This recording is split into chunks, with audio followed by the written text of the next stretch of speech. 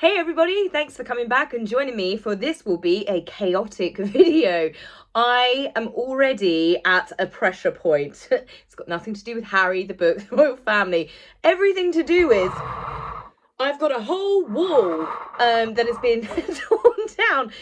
We've had so much damage done to this house. We bought the money pit. Those of you that might remember the reference to the film with Tom Hanks, our first home, we were typical of, we didn't pay for a decent surveyor to come in.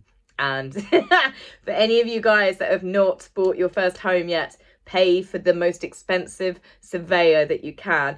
Every time a piece of wallpaper came down, the wall came down with it. Their plaster just started blowing in. We lost, like, the bedroom wall had to be completely stripped back to brick because people that had done the bathroom hadn't sealed the tiles in. It has been a complete disaster. Obviously, as you guys know, with the rain recently, the conservatory practically collapsed, so it's got a brand new roof, but it also caused flood damage in the kitchen. So I'm like, whew, I need to talk about Harry to calm myself. Now, one of the things that I brought up in the other video, and Harry said in his book, you know, this whole thing to do with the Taliban, quite a few people on social media have raised a very good point. Did Harry deliberately endanger himself by doing that? Obviously, anyone with a brain cell would say, possibly giving your kill count may not be the best idea. Has he done it to further cushion his argument with he and Meghan and their children needing extra security? Personally, I don't believe that taxpayers in the United Kingdom should pay for a multi-millionaire living in the USA. He's not even in a Commonwealth country or doing any duties or services for king or country. They are living in a huge mansion in an exclusive part of California. It's absolutely insane how much money they've got. You want security, you pay for your own security. But he is obviously still trying to sue the Home Office, saying that he should have IPP status, internationally protected person. Now, for those of you guys that are thinking I'm just ranting about my taxpayers' money in the United Kingdom, if Harry is granted this, then it means you, American taxpayers, will pay for his security in America. If he goes to Canada, the Canadian taxpayers. What it means is Harry and Meghan and their children will be entitled to every country that they go to. They will be given the same treatment as a top diplomat. They will have taxpayer funded security, and that is leaving a very, very bitter taste in a lot of people's mouths. Another big story that has come out due to Harry's book is the fact that he is giving very detailed information as to where certain rooms are in residences. Now, I got in a little bit of a Twitter spat because someone said to me, oh, it's not like he's giving out where the snipers are and what weapons they have. No, but he is saying, and this is in the book, take 3 steps left, 12 steps right, go up a corridor, go down to the basement, follow 12 steps left, follow 12 steps right. I'm not being funny. Why on earth would you need to give that much ridiculous detail unless you are trying to endanger your family's lives? Yes, some people have even come out and said, oh, well, these places are actually open as a museum half the time, not in private family residences. And no one has ever given this much detailed information of the inside of private residences.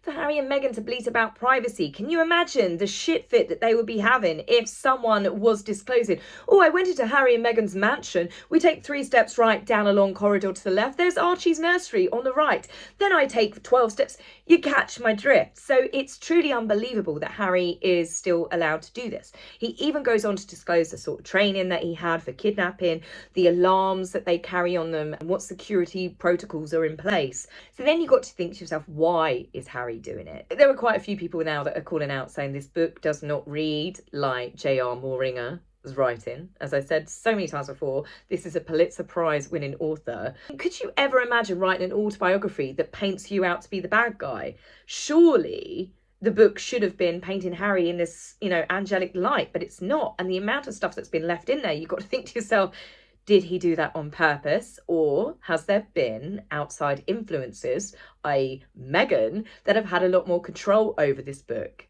Given the fact that a lot of the details read like Finding Freedom, sugary, syrupy, American, sweet details that you just do not need to know, it makes me think, yes, I think she's got her paws in there somewhere. Now, this leads me to another storyline that's come out. And, well, I say storyline, this is more of a theory, again, by people on social media, but they make a good point. Harry goes into so much detail about stuff. Todgers, Willies, Frostnipper so much overshare with so many things. Why is it Harry has never disclosed information to do with Meghan's pregnancies? There's no mention of it. There is no mention of the moment that he, just for fun, like my friends have done, and put the remote control on their wife's belly and watched the baby kick it off. Or, you know, they put their head against her and the baby's kicked the dad in the head. And there's nothing. It's like Meghan got pregnant and she gave birth. Now, one of the things that I'd like to mention is I've heard from a lot of you that have given birth. Actually, thank you very much for writing into me. And you have said that Harry and what Meghan experienced with Archie's birth with the umbilical cord wrapped around the neck, it's not as dangerous as I initially thought. Again, like I've said before, I hold my hands up. I've not had children myself. But it does sound quite bad, especially the way that Harry's own words going, the doctor looked at me with a grimace on her face. The mood changed all of a sudden. So even he's implying that it was a dangerous moment. So for Harry to be declaring, push my love, when the fact that you should have a midwife team in control has been confirmed to me by people saying the umbilical cord being wrapped around a baby's neck whilst giving birth can be easily untangled. So they untangle it as you go. But it's the fact that Harry is saying, like, he was down there, he saw the umbilical cord wrapped around the baby's neck, like a first-time father watching his first birth would know what the hell's going on. So many people have said that, you know, generally the fathers are up the top with the mother and they are there, you know, wiping their foreheads, kissing them, telling them that they love them and just being supportive. They're not down there, especially after inhaling an entire canister of gas and air. I mean, I don't really know how long that lasts, but I can't imagine it's instant. I know it's visuals that we don't need, but you know, it just none of it really makes sense. But there's been no sweet stories of Lilibet and the pregnancies, and especially because Meghan had the miscarriage and then, you know, they call it a rainbow baby, and there's none of that. And it is, again, it's just raising questions. Now, speaking of Harry's children, let's talk about the Cambridge children. I still call them the Cambridges, but the Prince and Princess of Wales. We are talking Prince George, Princess Charlotte and Prince Louis. Yes, I am noticing my face is going red at the moment. It's because my living room has got a hole in it and it's so cold in here. It's -5 degrees outside and I've put the heating on.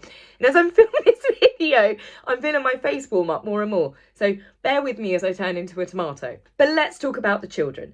So Harry has, I would say, caused alarm with him talking about that he is doing what he's doing, the attacks on his family, to save the Cambridge children. Bearing in mind he's got no relationship with his nieces or nephews, especially Princess Charlotte and Prince Louis. He was possibly, Prince George might remember him a little bit. But given the fact that Princess Charlotte was so frightened or unnerved by Harry, she was trying to sit on her mother's lap in the Queen's funeral, it makes me think that there is definitely no bond there. All of the rumours that they have all these video and FaceTime chats together, I don't believe it. But for Harry to say that he's doing what he's doing to protect William's children, I suggest Prince Harry, who has just admitted the fact that he's taken ketamine, cocaine, smokes weed on a regular basis, psychedelics, and as I've said, he seems to still be talking about it rather than a past tense. He's still doing it, and all of the paranoia and all of the issues that come from A-class drugs taken, he should concentrate more on his family and his children. To say that I am doing this like he's some sort of saviour, and he actually said, and I quote here with my little bunny ears, he said, I am saving them from themselves, like he's some sort of messiah. This is the stuff of an unhinged person saying this. He is not saving his family. He is not helping his family. In fact, he has caused his family more pain and more suffering in the last few years than possibly what they've experienced, like especially the boys, since Princess Diana's death. He's accused the royal family of racism, even though Harry has said we've never accused them of racism. Bollocks. It's absolute bollocks. He has dragged them into that. And because he's dragged them into it, as in William and Catherine and the Queen and Philip, God rest their souls, but he's dragged his entire family into it. Prince Harry, with all of these attacks that he's doing on his family, he is shining a spotlight more than what he and William had. Yes, I do, when I look at the photographs of Harry being hounded by the paparazzi when he came out of nightclubs, I think that's awful. I do think that William and Harry had far too much media attention. But then when you look really at what happened with Prince Harry, the fact that he one night was trying to beat the crap out of a photographer, but the next night he'd be posing outside one of his friends' clubs to market, using the paparazzi like his mother did sometimes, to his advantage. But for him to be saying that he's trying to now save his nieces and nephews, and what he's doing, he's shining a more negative light on his family and their upbringing. Bearing in mind, Prince George and Princess Charlotte are old enough to know what's going on, to get bullied at school because of this. The fact that he's talking about Princess Charlotte had a bridesmaid dress on and she cried. You can only imagine the sort of bullying that they would get at school. So Harry, to be declaring this, again shows a level to me where I believe that he is unstable. And to be saying that he is trying to save his family from themselves, I think that he should concentrate on saving himself from his wife. Now let's bring it round to my final story before my face explodes like a big tomato. Jeremy Clarkson did issue an apology to Meghan and Harry. Meghan and Harry, they rejected it, and they've done it in such a way it makes them look absolutely bitter, ridiculous, vile, in my opinion. Now, Jeremy Clarkson, the reason why he's under fire is because when Meghan did the whole Netflix, when it came out, she did that really patronising bow, even though, as I've shown you guys several times before, here is a clip of Meghan doing a curtsy on a set of suits. But she said she didn't know that she needed to curtsy to the Queen, and she did that big, just taking the piss bow. And she compared it to Medieval Times Restaurant, which is apparently, a restaurant in America that you can go to, and, there's knights, there's jousting. And it was done in such a way, she was making out Queen Elizabeth to be completely theatrical, completely offensive, really. Especially the fact, when you think about it, they didn't know the Queen would have passed at this point. So can you imagine being Queen Elizabeth, seeing this being aired, watching the granddaughter-in-law that you made so many exceptions for and welcomed into your world, your very exclusive world, gave her absolutely everything she wanted, and there she was going, yeah, it was just like being at a Medieval Times bow to the Queen.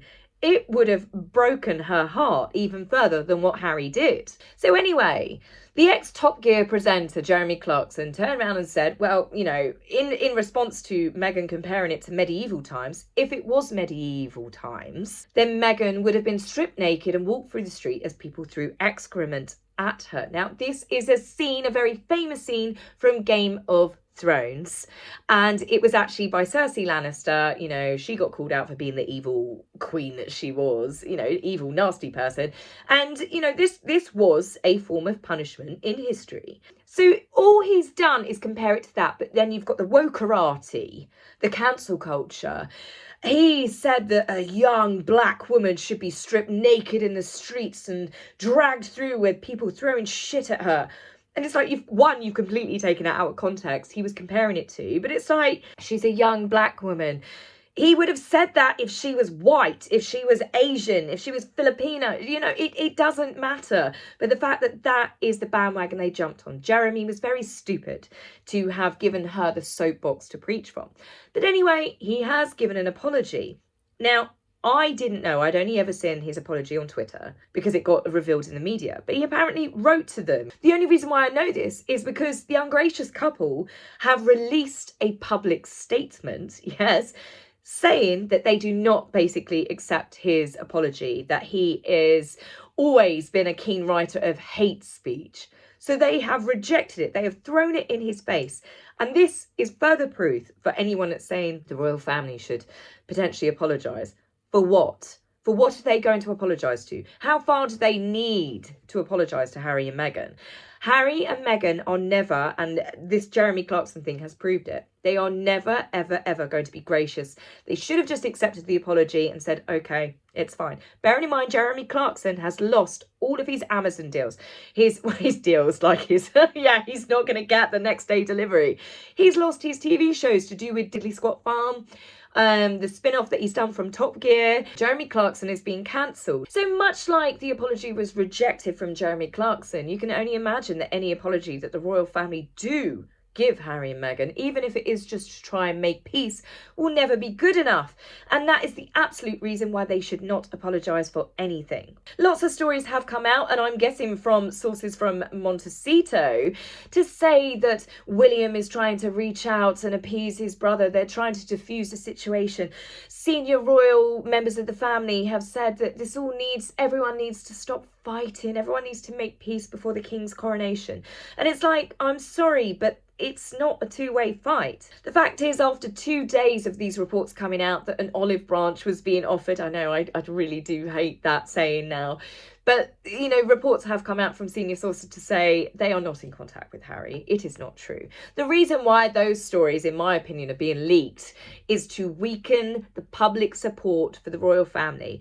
It is obvious that Harry and Meghan's popularity is plummeting by the day, and support for the monarchy has definitely increased. So by putting out stories saying that Charles is weak, William is weak, they're going to appease Harry and Meghan, they're hoping that it will make so many of us that support the monarchy go, well, I'm not going to support them anymore after everything I've defended the royal family. If they're going to give in to them, then why should I? That is the game plan of what the Montecito duo are up to. So don't fall for it.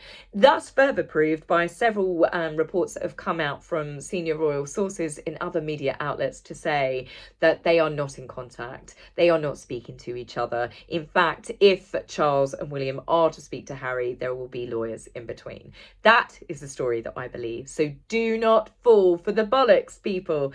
Anyway, I will be back with you very soon. Hopefully a little bit calmer, a little bit less red.